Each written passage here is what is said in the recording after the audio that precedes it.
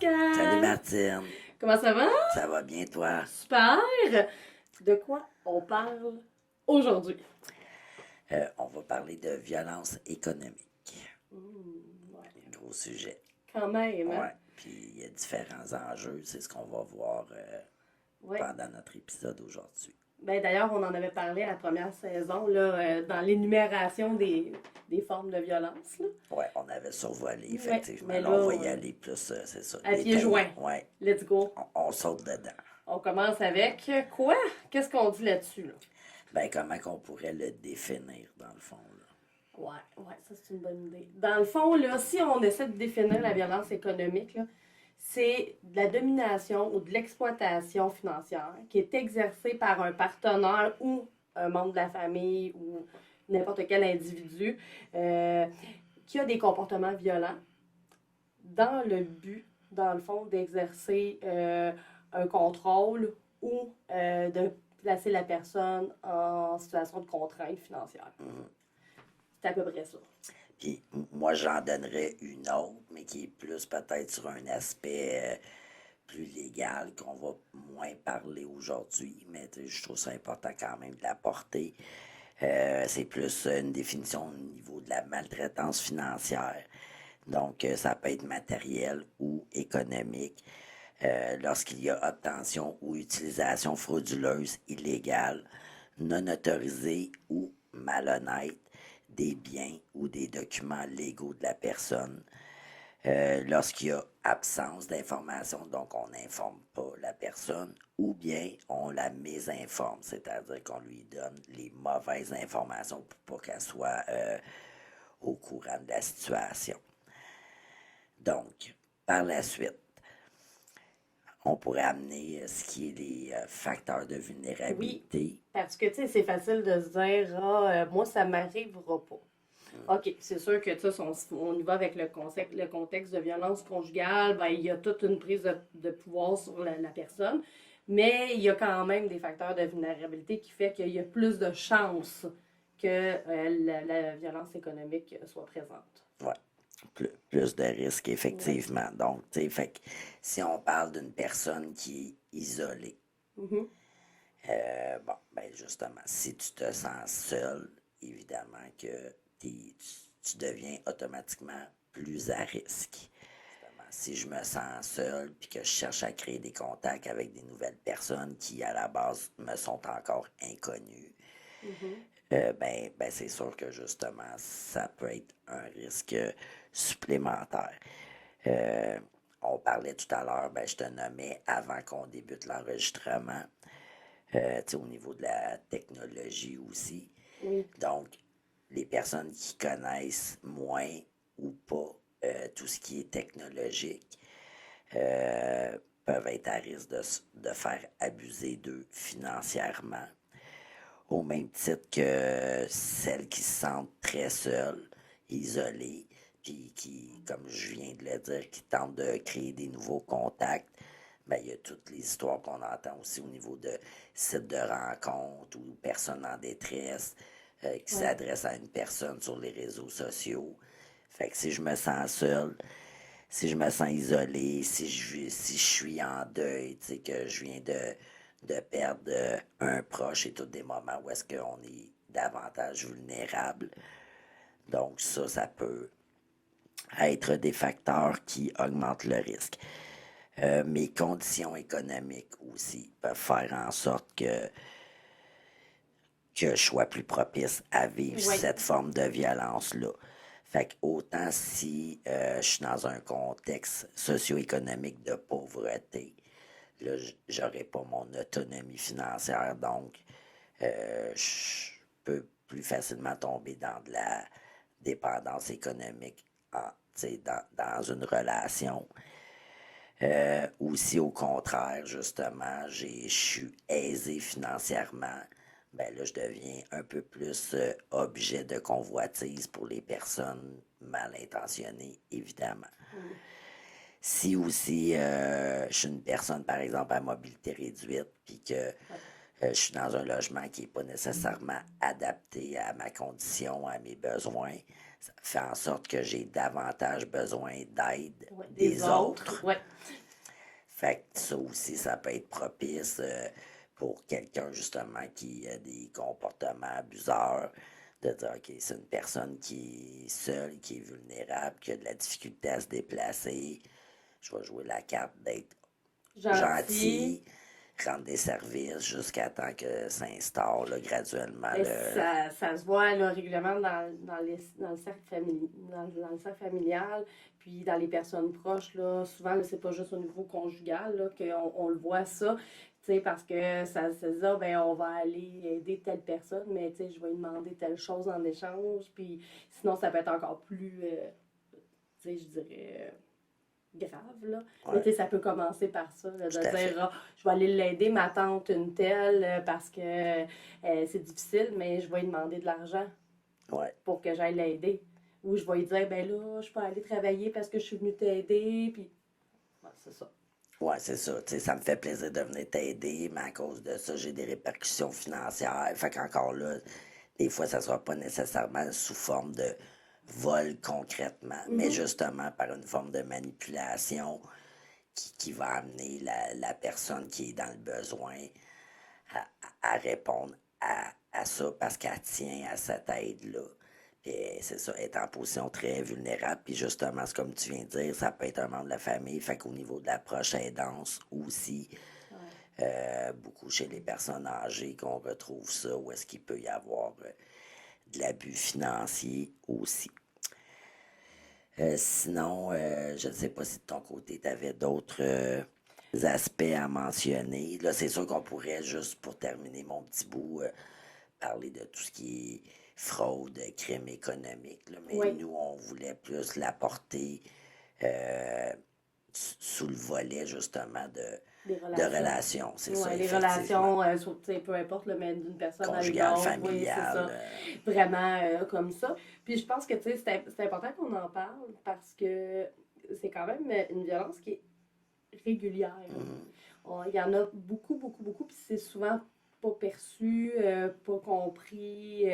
Puis, surtout au sein des personnes âgées, là, je pense que c'est la violence qui est la plus présente. Donc, puis dans les couples aussi, puis il y en a plein d'autres, les relations malsaines, où est-ce que c'est présent. Puis je pense que c'est important qu'on en parle pour essayer de démystifier ça, mais surtout que vous soyez capable de l'identifier.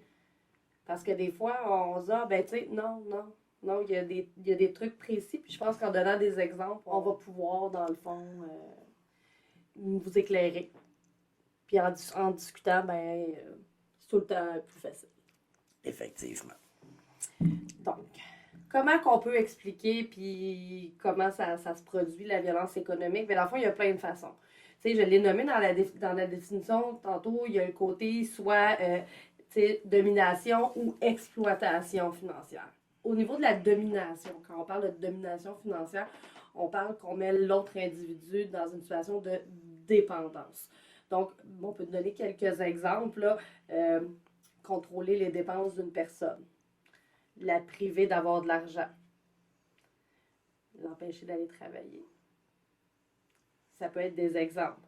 Euh, Empêcher que la personne puisse aller suivre un cours professionnel ou poursuivre des études postsecondaires pour avoir un meilleur salaire, des meilleures conditions, ben ça fait partie de la domination financière, là, où est-ce qu'on restreint la personne le plus possible.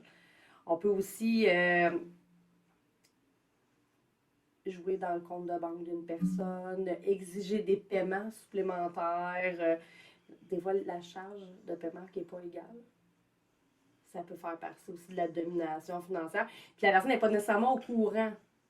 La personne elle pense que c'est partagé équitablement, mais ce ne l'est pas. Oui, parce que dans une relation saine, en principe, on fait confiance à notre partenaire.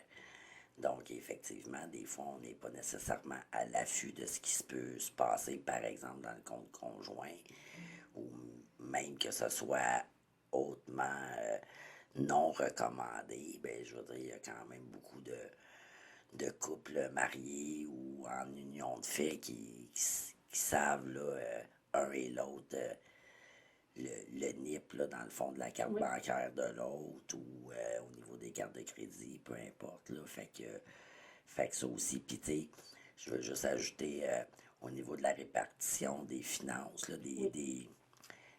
des paiements à faire.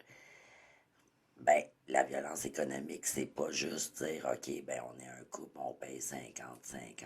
Non. Fait que ça aussi, parce que payer 50-50, Ça, dans certains couples, ça peut être de l'exploitation, de ça l'abus dépend combien financier. chacun gagne. Exactement. Fait que si moi je fais 30 000, puis toi tu fais 100 000, puis que je paye 50% des dépenses communes, ben moi je m'appauvris, puis toi tu t'enrichis, là.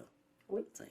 Puis, tu sais, on va y aller avec la logique. Si c'est comme ça que tu veux fonctionner, 50-50, mais on va avoir le rythme de vie d'une personne de 30 000 et non pas le rythme de vie d'une personne de 100 000 parce que quelqu'un de 30 000 ne peut pas avoir ce rythme de vie-là.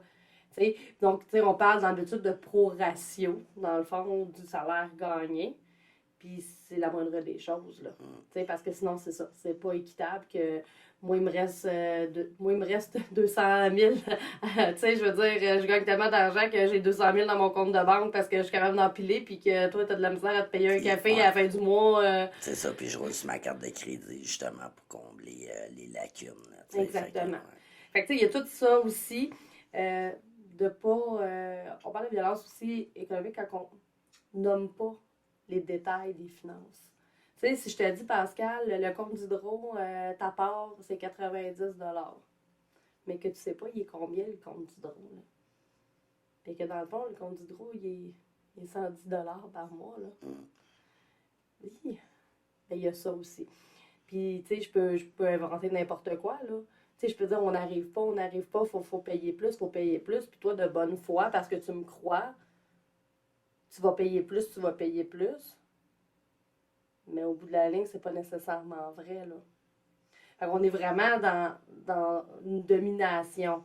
On peut aussi dans l'exploitation. L'exploitation, ben, on est un peu dans l'effet inverse, là. Dans le sens que, mettons, moi, j'ai pas d'argent. Pascal travaille, elle a un bon salaire, puis moi, Pascal, ben, j'abuse d'elle.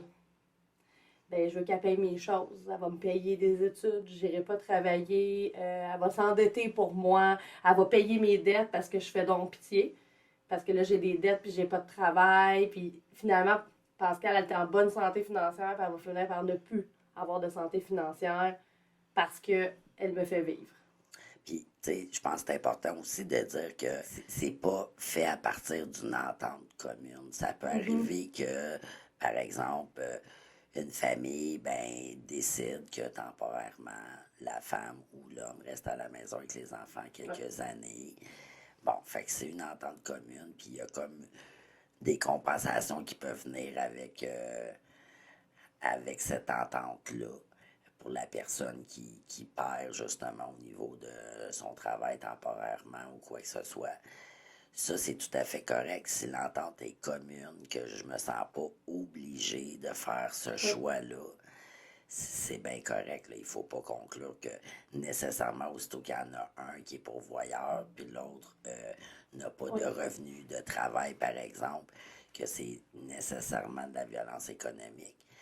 Mais c'est plus dans l'optique, justement, que si moi, j'ai envie de travailler, si moi, j'ai envie d'améliorer, tu donnais l'exemple tout à l'heure d'un retour aux études, bon, ben, améliorer, justement, mes conditions de vie, mon salaire, puis que là, je suis brimé, que là, je suis critiqué pour ça, qu'on me fasse des représailles, qu'on me fasse sentir coupable, peu importe.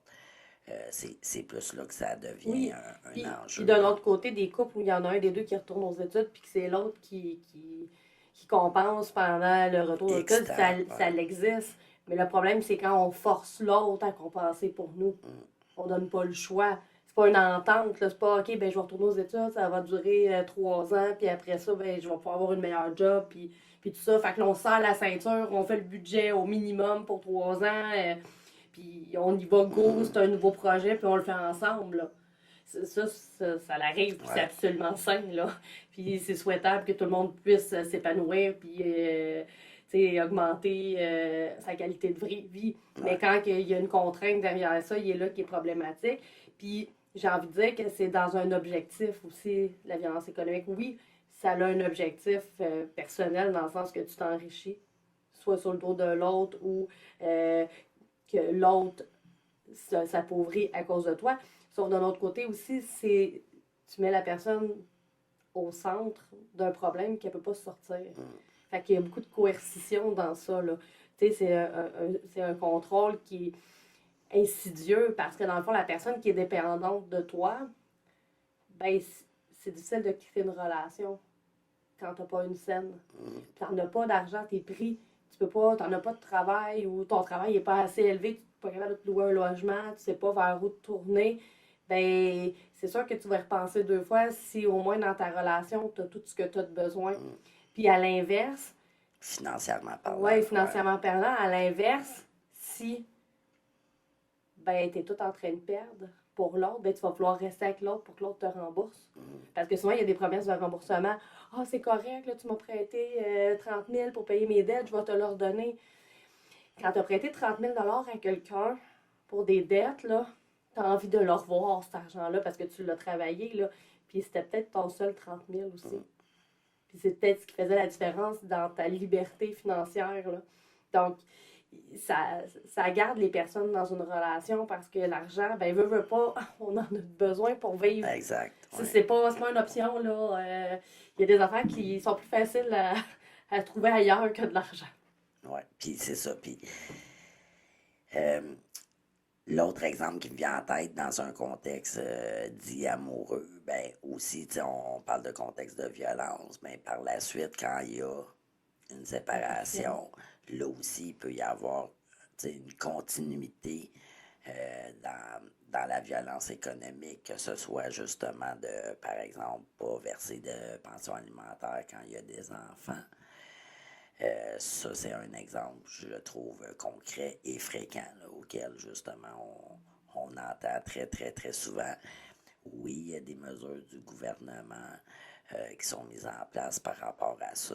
Par contre, c'est ça. Si la personne ne souhaite vraiment pas payer, ben, elle va s'organiser pour ne pas avoir à le payer, que ce soit en n'ayant pas un emploi. Ouais, assez élevé ou Ben, un emploi reconnu, là, tu sais. Faut travailler en dessous de la table, ça paraît pas dans les livres. Ouais. Mais sinon, il y a aussi le contexte que, tu sais, des fois, quand tu as le droit à l'aide juridique, là, c'est correct, tu sais. La personne peut aller chercher un avocat puis aller faire la demande du rapport d'impôt de l'autre personne puis essayer de faire valoir ses droits pour les pensions alimentaires. Mais par contre, quand tu as un salaire qui dépasse le barème de l'aide juridique, il va falloir que tu le payes de ta poche. Cet avocat-là, pour faire valoir. Juste un petit peu au-dessus du barème, puis là, tu sais que ça va avoir vraiment un gros enjeu économique d'avoir à payer. Puis là, ben, toi, faut que tu payes, puis là, l'autre personne, tu sais, fait que là, ça devient comme une guerre d'argent, là, parce que ça coûte des frais, parce que là, tu peux pas aller en médiation, parce que la personne, elle veut pas être en médiation. Là, c'est sans fin, là. Puis les deux personnes s'appauvrissent dans ce temps-là. Puis souvent, c'est la personne qui fait la réclamation de son dû qui s'appauvrit davantage. Donc, des fois, ça passe bien. Il y a du monde qui finissent par lâcher prise. Là. C'est-à-dire, ben, le prix que ça va me coûter d'avocat versus le montant de la pension alimentaire, je sais pas si ça vaut la peine que je me batte pour ça. Fait un beau casse-tête. Fait qu'on réfléchit, tu sais, mais on est comme un peu pris. Puis, advenant, là, tu sais, parce que là, tout à l'heure, on a parlé des facteurs de vulnérabilité. Tu sais, qu'est-ce qui peut, entre autres, évidemment, on n'a sûrement pas tout nommé, mais qu'est-ce qui peut, entre autres, faire en sorte qu'on soit plus susceptible de subir ce type de violence-là. Mais moi, j'ai envie de dire aussi, tu sais, pour nous diriger vers la fin, que c'est sûr que d'être informé, de voir à ses propres choses, d'essayer, dans la mesure du possible, évidemment, d'avoir vraiment son autonomie financière. C'est des facteurs de protection, non pas de garantie, encore une fois, on le répète, mais mais c'est des facteurs de protection pour moins être dans des positions de vulnérabilité. Fait qu'on a toujours des zones de vulnérabilité, mais plus on les rétrécit en quelque sorte, ben moins on devient à risque. Là, mais c'est sûr qu'il y a des éléments auxquels je pense que j'ai nommé on peut tout être confronté à ça. Là, si on perd un proche, par exemple, ben ça arrive à quasi tout le monde. Puis là, oui, c'est sûr, pendant une période en général, on est Oui. plus fragilisé. Là, là. Mais tu sais, je pense que aussi ce qu'il faut faire attention, puis tu l'as parlé tantôt, puis je pense qu'il faut avoir une attention particulière aujourd'hui par rapport à tout ce qui est technologique. Surtout les personnes qui ont accès à nos comptes de banque en ligne, là, qui ont nos NIP, qui peuvent rentrer sur notre banque. T'sais, si on ne connaît pas ça, là, c'est dangereux. C'est dangereux parce que quand on est capable de gérer nos comptes, puis tout le kit, puis qu'il arrive une chose, on va le voir l'argent. Mais quelqu'un qui n'a pas cette habitude-là de gérer ses comptes en ligne, ben ça se pourrait que la personne qui gère ton compte de banque, ben, elle ait des mauvaises intentions puis qu'elle ne le fasse pas comme il faut. Puis ben rendu là, ben, tu as donné accès à cette personne-là, fait que tu es responsable. Ouais. Ben, je trouve ça bien navrant, là.